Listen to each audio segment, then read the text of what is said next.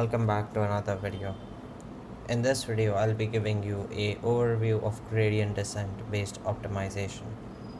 In this video, my goal is to give you an idea of telling you exactly what gradient descent is and why we use it to optimize functions.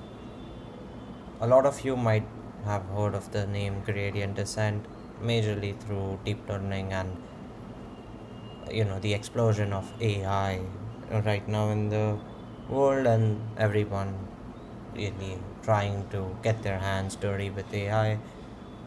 However, to any of you who are actually wanting to pursue more about actually understanding what AI is at a more deeper level, it is important that you have a good understanding of gradient descent and optimization algorithms like gradient descent, because gradient descent is not the only algorithm out there. It might be the most suited to these tasks, but it is not the only one out there.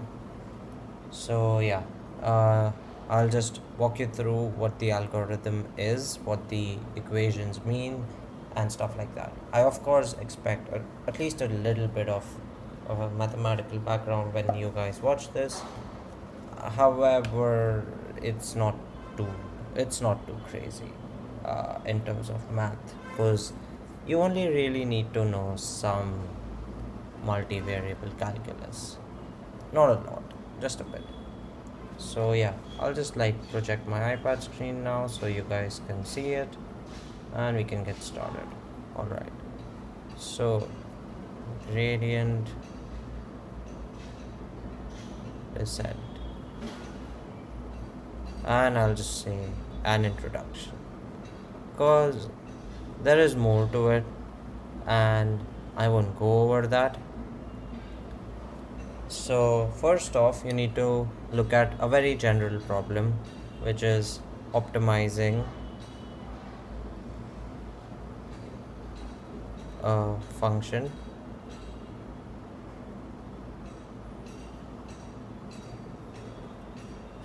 So, if I give you a function f of x equals, let's say, sine of x, and you are given a task of optimizing it, and specifically, like, let's say this is like the profits or something, for something or whatever, or like, if you want a more machine learning based example, it's like a loss function and you want to find the minima, so you want to optimize it to find the argmin for the function. So like, let's say your objective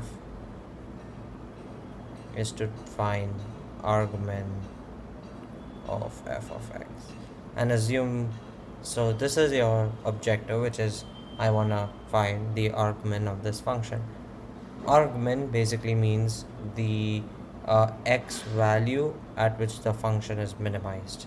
That's kind of what argmin means. I've actually seen a lot of people use this term, but they don't quite know that. They think confuse it with min. I used to be one of those, but yeah. So you want to find this.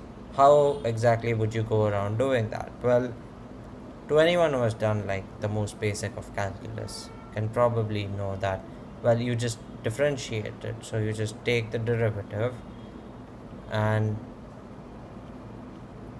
then set f prime of x to 0. So you just set cosine of x equal to 0,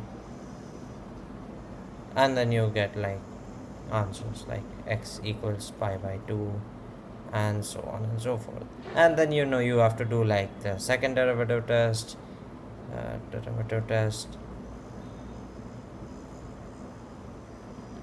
to know the nature of the point.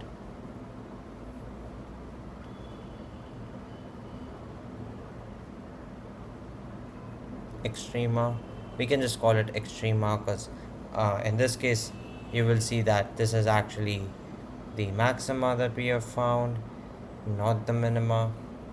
However, like, there's no way of knowing that this is the maxima unless you actually do the test. So that's that. So That was your argument. Actually, we found the argmax, but you get it. If you wanted to find the argmin, then I mean, in that case, your x would just be 3 pi by 2. So this is going to be your argument. So that's that.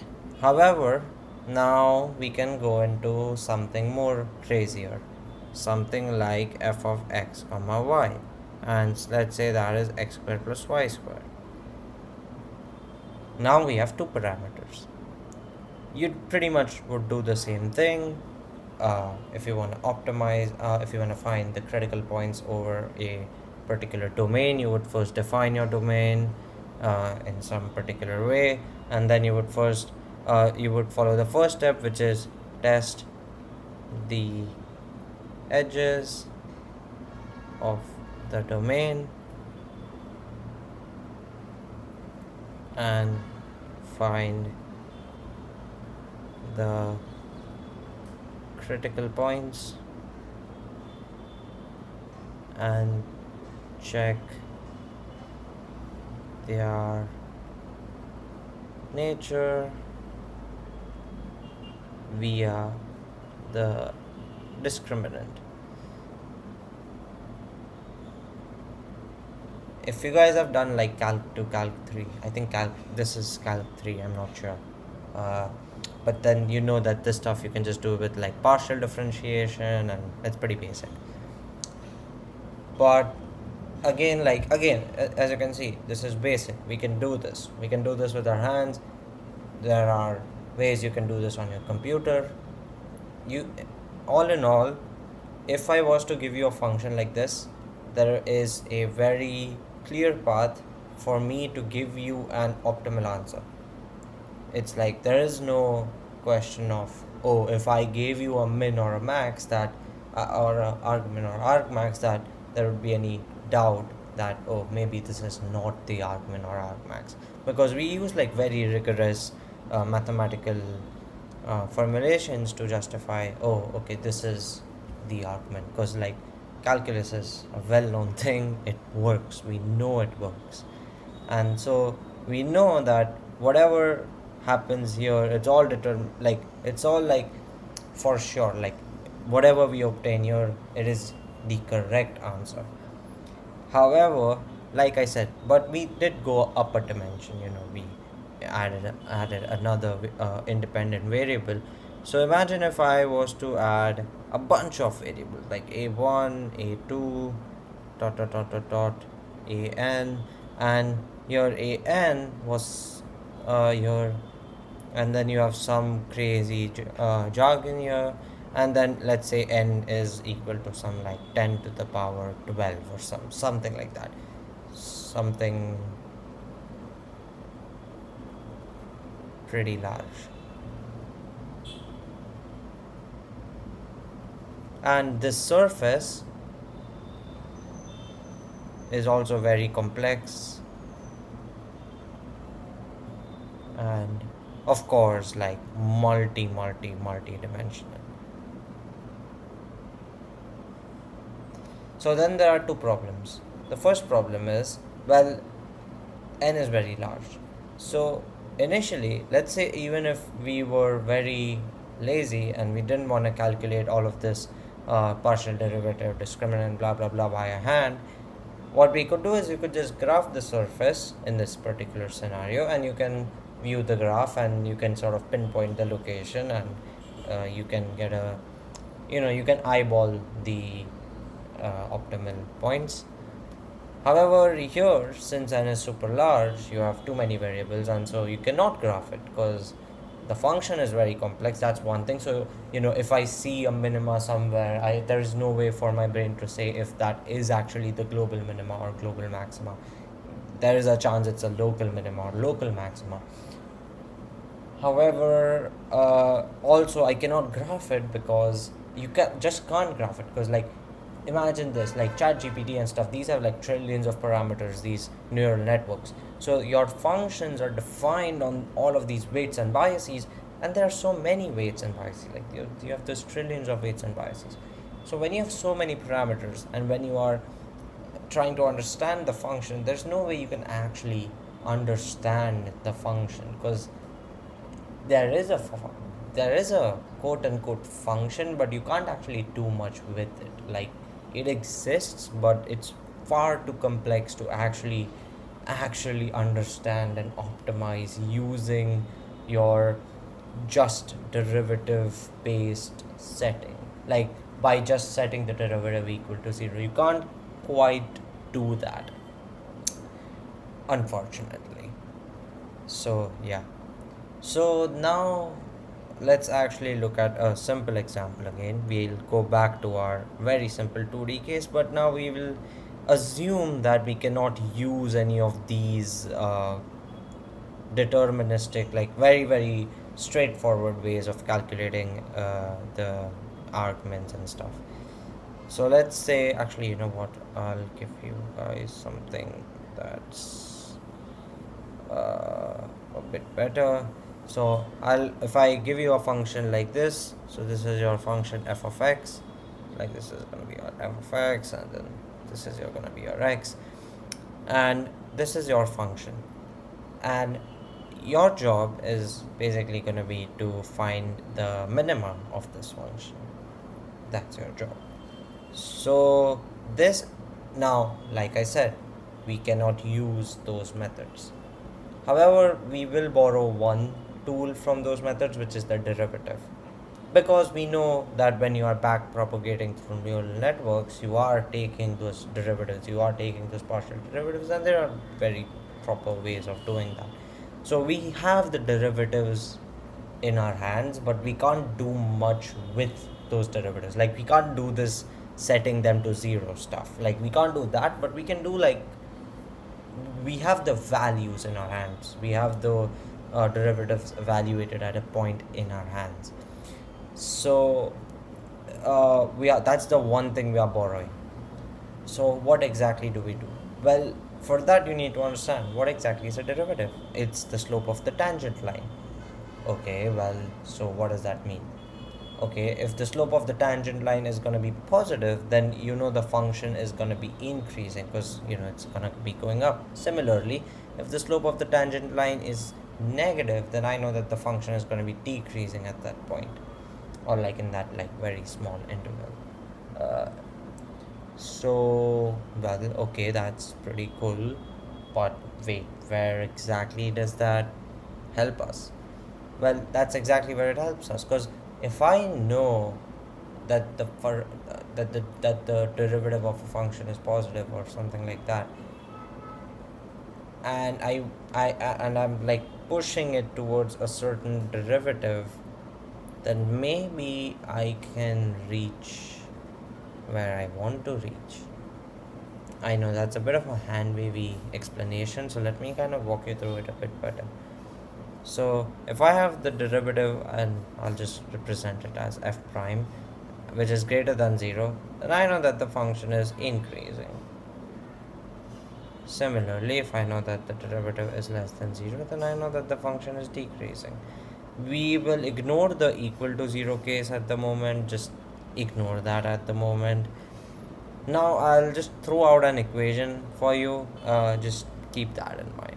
So I'll just say x is equals to x, actually x is equal to x minus h times f of f prime of x. So this is the equation that we are kind of gonna say. So what exactly is this equation doing? Well, we're saying that we want to find the argument. So trying to find the argument in this case. So what exactly are we doing? So we look at x, and this, what h is, we'll get into that a little while later. But for now, what we are doing is we are saying, okay, I want to calculate this derivative, I want to evaluate it at x. Again, we know that from the back propagation portion, and we have this, and what my goal is, I want to multiply it with some value, which is h, and I want to subtract my current x value with that value.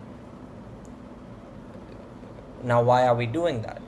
Well, that's because if you think about it, if you look at this value, it is the slope value. So let's say that a function is very steeply decreasing at some point, or so in that case I know that f prime of x is going to be something that is very very very big but negative, so like something like negative 10. Now my whole point is that means that if I go to some x plus epsilon, then we know that that's gonna be smaller than x. So I want to step forward because that will help me minimize my function. That's my objective. But I also don't want to step forward too much, because if I step forward too much, like if I step forward by 10, then there is a chance that I will just skip over the minima, and I'll just like, if this is what my function looks like, this is where I am. If it's like, especially if it's like a convex function like this, I'll just, instead of going down like this, I'll just go here because, well, I'm skipping up too much. So that's why that is where h comes in. It's like a scaling factor. So this is your scaling factor. So you're just scaling the derivative by a certain amount, and that scaling factor is h. So if you multiply this by like 0.01, then you know you're scaling it. This is often referred to as the learning rate, and this is obviously a pretty major term in deep learning that you guys have probably seen before, heard of. It's a pretty important hyperparameter, and tuning it is something that a lot of people work on. A lot of different ways of figuring out a good learning rate and how to decay it and stuff. But yeah, so basically that's what learning rate is. And like I said, we uh, since this f prime is negative, the minus and minus sign becomes a plus, and then you are essentially stepping forward. What happens if f prime is positive? In that case, you'll step behind, because if I know that everything we are going into a positive domain, then I don't want to climb up, I want to climb down. That's why. So I want to go opposite. So that's kind of what is happening. However, I'm sure some of you guys might have thought of that. Well, where do we start? Like, if you see this is kind of a recurrence relation. Like, it's, because you're defining x in terms of itself and stuff. So, where do you start? What is your base? And that is kind of random. You don't know what your base is, because, like I said, the function is too complex to actually visualize in any possible way. Imagine this, even if you look at the most simple data sets like the MNIST digit data set, stuff like that. If you guys are familiar with deep learning, you guys might have heard of this stuff. These are like some very very simple data sets in the world of deep learning, some of the simplest data sets. Even then, visualizing what these surfaces would look like would be practically impossible for all intents and purposes. So if that is what the case is, then, well, it just doesn't make any sense for you to actually be able to figure out, oh, what should I initialize on it. This is a pretty major problem in deep learning. You don't know how to initialize. Like, it's kind of a hit and miss thing. So you would randomly initialize somewhere. So let's say we initialize something like this, and then we will step by h every time until we hit the derivative equals 0, which is basically going to be your terminating condition for the gradient descent. So whenever you hit derivative 0, you say, well, it's going to be x minus 0, so just keep it at x, and then that's going to be your argument. Now, there are a few caveats to this, and we'll go into that right now.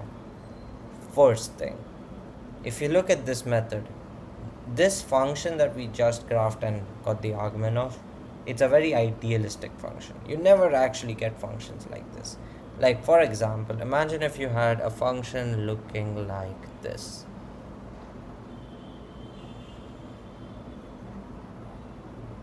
Sound like this. Well, the argument is probably something like this. However, your gradient descent would probably just converge right here, because then this is where your derivative would be 0, and then even if you would to go ahead, your derivative would just become positive, so your model would be like, oops, I gotta stop here. That's the problem, which is so problem with vanilla gradient descent uh, is gonna be convergence to local minimum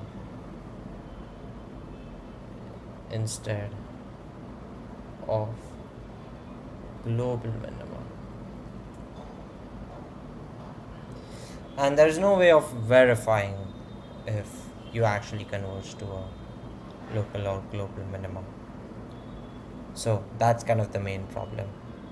Now again, let's extrapolate, like let's like build up on this knowledge a bit more. We learned a little bit. The next thing is, well, like I said, we are working in many dimensions. However, this function that we wrote here is only working when you have this 1x. So what is going to be your multi-dimensional case? And I'm pretty sure all of you might have guessed, this is where your calculus knowledge kind of comes into picture. This is your gradient descent, like very traditional gradient descent formula, where this is just going to be your gradient of f at x. And so if you have some f, then you can just think of it as this sort of a vector, and then that's just going to be like uh, something like this, and then like del f y by del y, and so on and so forth, something like this. And your x would also be some vector, your this would also be some thing, like it would be some sort of a big vector kind of thing. So you can like maybe make some like that or stuff, but it depends how you want to represent it. So for some sort of a vector valued function, this is how you would uh, do gradient descent on that. So this is basically, everything else remains the same. Like you still have your edge, you still have your update conditions are the same, everything is the same. It's just that, oh, you use a gradient instead of just your derivative. So this is pretty much it for gradient descent. Yeah, it's not that complex, as you can kind of see. However, it's also not perfect, as you can see. There are problems with convergence to improper minima and maximas, uh, and all of that weird stuff. Similarly, if you want to sometimes figure out the argmax using gradient descent, so a lot of the times this would be your uh, objective, but then that would also just translate down to your argmax of negative f of x. So just keep this in mind. So sometimes if you want to optimize for finding out the argmax, you would just do this, and well, that's argmax. So that's pretty much it for an introduction to gradient descent. Now, what about some more stuff about gradient descent? Well, gradient descent, like I said, it's not proper, it's not perfect, it has problems. So there are like variations of gradient descent and sort of like build-ups on gradient descent. So for example, you have things like gradient descent with momentum, you have things like Nesterov's accelerated gradient, you have stuff like I believe with Nesterov's accelerated gradient it's something like fx plus some beta, or I think it was some fx plus epsilon. So you kind of do a shift on the function and then take the gradient and stuff like that. But basically, yeah, so you have like these specific variations of these, like this existing algorithm, and then you have like some even more crazier optimization algorithms, like you have uh, adaptive momentum, which is ADAM, and you have RMS prop, and you have all of those like crazier optimization methods. However, all of those are kind of built on top of this understanding that there is this thing known as gradient descent and it works. So that's kind of basically how gradient descent is, how it works, and why it's of so much hype right now uh, in this era of AI agents and stuff.